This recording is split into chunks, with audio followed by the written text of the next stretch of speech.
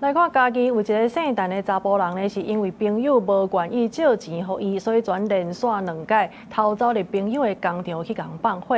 初5半暝時已經放火去燒人的辦公室甲車庫，初7又閣去放火啊！落尾這警方呢是佇個當場抓到人，認為講有可能會閣再犯案，所以目前已經甲伊羈押。一個查甫人初5暗時要11點的時陣，偷偷走入去朋友的工廠內底放火燒人的辦公室。消防人員接到通知了後，聯名趕到現場將火勢控制。唔知影是毋是認為放火無成功，伊初7閣再走來到這個工廠放第2擺火，原因竟然只是朋友袂要借錢給伊。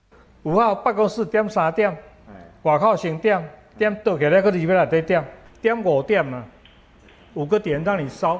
7號點外口，因為7號我大門未關。所以警報沒有響，但是火災響警報。代志發生佇嘉義縣太保市一個5金家工廠，嫌犯是一個姓陳的查甫，因為要做生意，向經營這間工廠的朋友借錢互拒絕，伊心內無歡喜，才連續2屆走來工廠放火。小連續的火警，警方介入調查，閣成立專案小組，聯名將人抓起來。鎖定陳姓男子涉嫌重大，經報請檢察官指揮，於8月8日在陳賢住處將其拘捕到案。工廠外口，員工等咧整理將燒過物件處理掉，伊嘛愛整理互火燒過辦公室。2擺火災因為攏有一時拍花，所以無造成重大人員傷亡。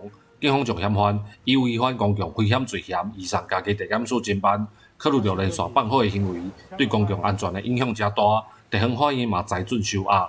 記者林慧婷，嘉義報道。